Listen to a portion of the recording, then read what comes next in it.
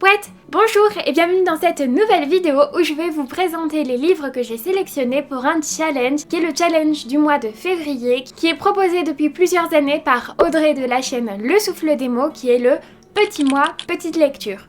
Le concept est simple, c'est-à-dire que le mois de février est le mois le plus petit de l'année, donc pourquoi pas sortir de nos piles à lire les livres les plus courts et normalement faire en sorte de pouvoir lire tous les livres qui ont moins de 200 pages. Bon, si vous en avez une quantité astronomique, évidemment vous n'êtes pas obligé de tout lire, mais c'est une bonne occasion de lire un maximum de livres comme ça. Et moi je vais vous présenter aujourd'hui les livres que j'ai choisis pour ce challenge. J'ai fait quelques entorses au règlement, mais je crois qu'Audrey l'accepte, c'est-à-dire que dans ma sélection il y a quand même plusieurs mangas qui font plus de 200 pages, genre 250, des choses comme ça. Sauf que ce sont des mangas, donc ça se lit vite, donc ça compte pour le challenge. Il faut savoir que personnellement, j'ai un gros amour pour les romans très courts, qui font moins de 200 pages, voire moins de 150 pages. J'en ai lu quelques-uns et toujours pas assez. Et en fait, ces romans-là, souvent se prêtent très bien à des intrigues hyper captivantes, hyper palpitantes, où il faut qu'ils puissent rentrer un début, une fin ou une fin ouverte en très peu de pages et en pouvant éliminer en réalité un maximum d'interférences. Et du coup, ça va hyper vite dans la narration. On s'embête pas de la cohérence toujours parce que on n'a pas eu le temps d'établir une histoire qui a besoin d'une grosse cohérence comme les gros livres. Malheureusement, des livres comme ça, j'en ai qu'un dans ma sélection et je trouve que les livres courts en roman d'horreur, c'est quand même quelque chose de très intéressant parce que il va falloir envoyer un concept hyper prenant pendant un certain nombre de pages qui est assez court et vraiment on peut y aller à fond parce que on n'a pas à s'embêter de certaines choses. Et d'ailleurs, pourquoi pas commencer avec ce livre-ci justement, qui est Coup de grâce par Sophia Ajram. Donc c'est le seul livre de la sélection qui rentre dans les critères dont je vous ai parlé juste avant, de romans courts et intenses, etc. Il y a d'autres romans, mais c'est beaucoup plus cosy. Alors, malgré son titre en français, ce livre est en anglais. Malheureusement, je n'ai aucune sorte d'idée s'il va être traduit ou non. Je vais faire des recherches pendant le montage et je vous écris quelque part sur l'écran si ça va être le cas ou pas. Le livre fait 138 pages et apparemment est complètement captivant et prenant. L'histoire est assez deep dès le début, c'est-à-dire que c'est l'histoire d'un homme qui est dépressif depuis des années et qui décide de mettre fin à ses jours, et pour ça il veut mettre fin à ses jours dans le métro. Sauf que en fait il va se perdre dans la station de métro où les couloirs ont l'air étranges, ont l'air de se répéter, etc. Et du coup il va partir même en exploration de ce métro. Voilà, juste ce petit speech, vous le rentrez en 138 pages et je suis sûre qu'il va y avoir peut-être, cette phrase est nulle, mais je me doute que ce sera une ambiance un peu backroom, un peu torturée comme ça. Et moi j'aime beaucoup ce genre de livre, j'aime aussi beaucoup les romans gothiques, vous savez, donc ça c'est ma came. Ensuite on va partir sur un registre complètement différent et qui est le seul de sa catégorie aujourd'hui, qui est une BD avec le chant des grenouilles. Alors ça a l'air d'être un truc hyper cosy, hyper mignon. Par contre, je ne connais absolument rien de ce livre, c'est-à-dire qu'on sait qu'il y a des animaux de la forêt qui se retrouvent dans une cabane et c'est à peu près tout ce que je sais. Voilà. De toute façon, une fois que j'aurai fini le mois de février, je vais vous faire des retours de lecture des livres de ce challenge et je pourrais vous en dire plus, mais moi je suis tombée amoureuse de l'ambiance. Puis il y a marqué grenouille, alors pour moi il en faut pas vraiment plus pour m'intéresser. On passe au manga avec en fait des livres que j'ai achetés aussi là où j'ai acheté le chant des grenouilles, c'était pendant mes vacances à Nantes, avec le tome 4 de Frieren dont je vous ai donc déjà parlé dans une précédente vidéo, mais dans d'autres. Frieren, c'est l'histoire d'une elfe qui a déjà eu des compagnons d'aventure dans sa vie, sauf que elle ne meurt pas en âge, elle ne vieillit pas, et donc pour elle 10 ans c'est très peu de temps, et du coup il y a tout un système où elle a du mal à s'attacher aux gens parce que en fait pour elle tombe juste en amitié avec des gens qui sont voués à mourir avant elle. Elle a du coup des gros rapports en difficulté avec le temps, c'est-à-dire qu'elle se rend pas forcément compte que 10 ans c'est aussi beaucoup pour quelqu'un en face, et du coup elle va repasser avec une nouvelle équipe sur les lieux où elle est déjà passée avec son ancienne équipe, et elle va voir comment les villages ont créé des traditions et des folklores par rapport à leurs interventions, etc. Et c'est très intéressant, je trouve que c'est un livre extrêmement poétique, un manga très poétique qui parle de temps qui passe, et ça reste quand même un shonen, une histoire d'aventure très médiévale, fantastique. Et si ça vous parle, si vous aimez toute cette aspect médical fantastique, shonen, mais aussi très poétique et très profond, Frieren est fait pour vous. Aussi, je me suis procuré le dernier tome de l'Atelier des Sorciers qui est le tome 12. Alors l'Atelier des Sorciers, qu'est-ce que c'est? C'est l'histoire d'une jeune fille qui adore la magie, etc.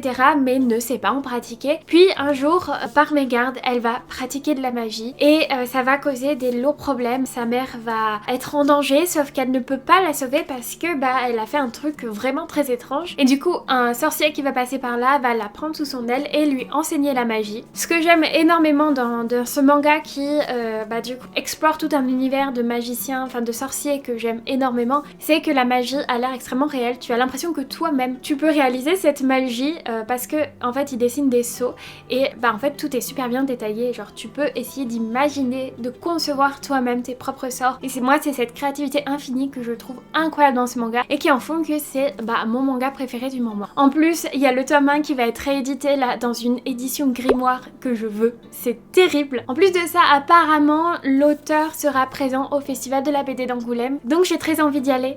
Tout comme j'ai appris que Junji Ito, donc le mangaka très horrifique que j'aime beaucoup aussi, sera présent à la Japan Expo. Donc j'ai très envie d'aller à la Japan Expo également. Voilà. Ensuite, on repasse sur des romans et on va rester un peu sur le Japon avec des petits livres cosy japonais que vous connaissez certainement comme Le restaurant des recettes oubliées. Donc c'est le tome 1. Personnellement, j'ai déjà lu le tome 2 avant de savoir que c'était un tome 2 tout simplement parce que c'était pas très indiqué et en plus quand tu lis, t'es tellement plongé dedans tout de suite que tu te rends pas compte que c'est un tome 2. Alors je sais pas, il y a plus de 200 pages aussi honnêtement, mais ça se lit en une après-midi même pas. Voilà, ça compte dans le petit mois petite lecture, qu'on m'attrape ma veste s'il faut, mais ça se lit vraiment très très vite. L'histoire du coup c'est un restaurant, c'est à Kyoto il me semble, où le restaurateur est capable de répliquer les plats que vous avez envie de manger.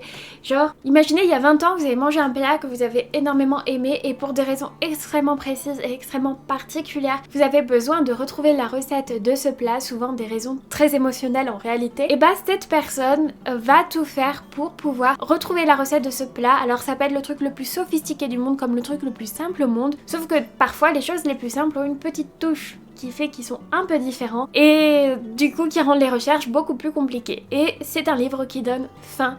Donc ne le lisez pas avant de manger, lisez-le après manger. C'est un gros conseil. Ou si vous avez envie d'avoir faim, c'est une bonne idée également. Ensuite, je vous présente ces deux livres en même temps parce que ça c'est un tome 3 et ça c'est un tome 4 de la saga de Tant que le café est encore chaud de Toshikazu Kawaguchi. Et je viens de me rappeler que je vous ai pas dit, l'auteur de celui-ci c'est Isahi Kashiwai. Donc Tant que le café est encore chaud, vous en avez très certainement entendu parler. Pour moi c'est vraiment le livre où je me dis essaye de pas pleurer à chaque chapitre et j'échoue. Lamentablement, je pleure systématiquement quand je lis cette saga. En fait, c'est dans un petit café perdu à Tokyo qui s'appelle le Funiculi Funicula. On peut remonter dans le temps pour parler à un proche et on va surtout le faire avec un proche décédé en général là-bas. En fait, dans ce café, il y a un café spécial que si tu le bois, tu peux revenir à une période précise mais toujours dans ce café pour parler avec quelqu'un, mais il faut que cette personne soit déjà venue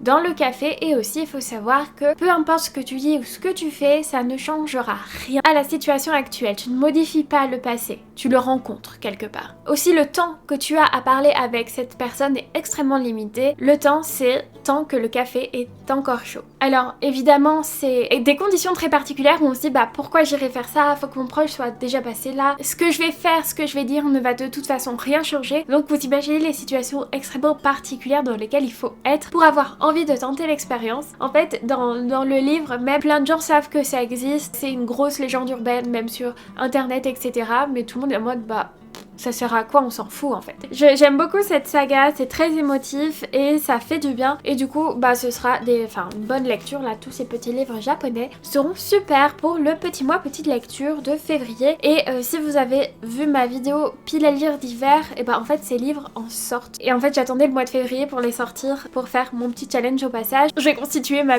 pile à lire d'hiver en fonction de ce genre de choses, oui effectivement. Et en dernier, je vais vous présenter 2 webtoons qui sont des envois presse cette fois-ci. Donc il s'agit de partenariats non rémunérés, mais je travaille avec la maison d'édition Milan et ils ont sorti une nouvelle branche qui s'appelle Yam Yam. Et Yam Yam, ça va être du coup leur maison d'édition webtoon. Et j'ai aussi eu quelques petits goodies. Le premier webtoon, je trouve ça étrange d'appeler ça webtoon, qu'on soit bien d'accord, parce que pour moi c'est quand tu le lis sur internet que ça s'appelle webtoon. Sinon on appelle ça, je sais pas, un manga coréen. Je sais pas, est-ce que y a des gens qui ont déjà déterminé ça? Si oui, et que vous le savez, n'hésitez pas à me le mettre en commentaire parce que je sais pas. Et ça me rend très curieuse cette histoire. Donc le livre c'est This Must Be Love, ça a été écrit par Dodo et, excusez-moi la prononciation parce que je suis pas du tout forte en prononciation coréenne, mais Lee Sae. L'histoire c'est celle de cette jeune fille qui s'appelle Ben Hana et elle tient une émission de radio et il y a un fan qui va lui envoyer une cassette et quand elle va vouloir l'écouter, elle va se retrouver propulsée en 1987 où elle va y rencontrer le regretté musicien Woo Jae-ha alors qu'il n'est pas encore célèbre et qu'il hésite à tout arrêter dans la musique et elle va essayer de tout faire pour le convaincre de continuer. Avec ce livre, j'ai reçu donc ce pins qui, je sais pas si la mise au point se fait, que je trouve trop joli. Vraiment avec la petite cassette derrière et tout. Un petit marque-page et 2 prints que je trouve aussi très jolis. J'adore cette ambiance personnellement. Donc là, ça reprend la couverture et là, ça a le même état d'esprit du coup que le pins. J'adore les crayonnés comme ça. En fait, je suis peut-être un public très facile, sincèrement, mais j'adore, ça me fait penser au dessin animé Le Conte de la Princesse Kaguya qui est entièrement fait en dessin comme ça et c'est un style graphique que j'adore personnellement. Pareil avec Mes voisins les Yamada pour les fins connaisseurs des studios Ghibli en Miyazaki du coup. Le deuxième livre c'est Moon et Hiro. Donc Moon et Hiro c'est l'histoire de Moon qui est une fillette qui juste ici du coup vit paisiblement sur une île et un jour elle va rencontrer Hiro, une créature blessée qui a échoué sur la plage. Elle va essayer de le soigner et de le protéger parce qu'en plus il y a des gens qui le chassent et c'est quand même une histoire, je suppose, d'amitié entre cette jeune fille et ce sirène, ce sirois, moi j'aime bien dire sirois, ce triton comme vous voulez, et ça a l'air tout chou, tout paisible, tout cosy et assez amusant. En tout cas les dessins sont très jolis comme vous pouvez le voir.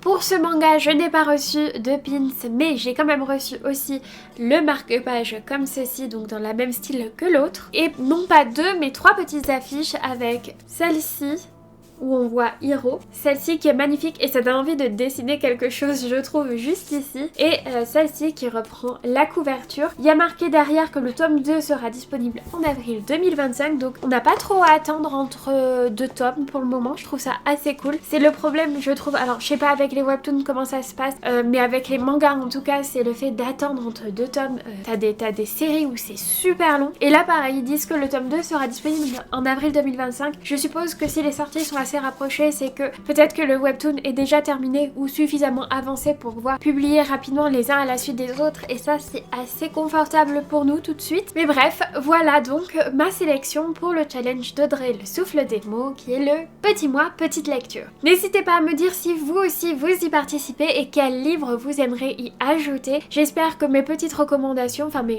mes recommandations, est-ce que je vous les recommande? J'en sais rien, je ne les ai pas encore lues, mais que ma pile à lire en tout cas vous a interpellé, vous a peut-être donné envie de découvrir certaines choses. On est encore quand même, je suis en train de voir, mais beaucoup sur le Japon, j'ai pas fait exprès. En ce moment, les lectures c'est très Japon-Corée. Je suis actuellement en train de lire Kafka sur le rivage de Haruki Murakami, donc bon, le Japon, tout ça. Donc encore une fois, n'hésitez pas à me dire si vous aussi vous allez participer au challenge avec quel livre. Si vous avez des recommandations, moi je prends toutes les recommandations du monde, vous le savez. N'hésite pas à liker la vidéo et à t'abonner si cette chaîne YouTube te plaît. Objectif 10 000 abonnés. Merci beaucoup à toutes les personnes qui appuient sur le bouton pour s'abonner, ça me fait extrêmement chaud au cœur. Si t'es arrivé à ce moment de la vidéo, sache que souvent j'aime bien vous conseiller un petit mot à glisser en commentaire et ça me fait toujours tellement plaisir de le voir. À chaque fois il y a plein de gens qui participent et ça fait trop plaisir. Merci à ceux qui le font et même ceux qui le font à chaque fois que je vous vois. Je vous aime. Le mot va être assez simple à placer. Encore une fois, j'aime bien trouver des choses qui allient le thème de la vidéo avec quelque chose de simple à dire parce que si je vous dis glisser le mot sirène, ça peut être un petit peu compliqué par exemple. Sinon vous devriez tous parler de Moon et Hiro et c'est un petit peu compliqué. Mais le mot cette fois-ci va être le mot petit, comme petit mois, petite lecture. Donc petit, ça s'utilise dans plein de phrases, plein de contextes. Genre je prendrais bien un petit café pendant que je lis mes lectures du mois de février, quelque chose comme ça. Merci à tous ceux qui le font encore une fois. Merci à ceux qui s'abonnent, merci aux nouveaux, merci aux anciens. Merci d'être présents, ça me motive chaque jour, donc vous êtes un bonheur pour moi, vraiment. Je vous embrasse fort et je vous dis à la semaine prochaine pour une prochaine vidéo. Bisous!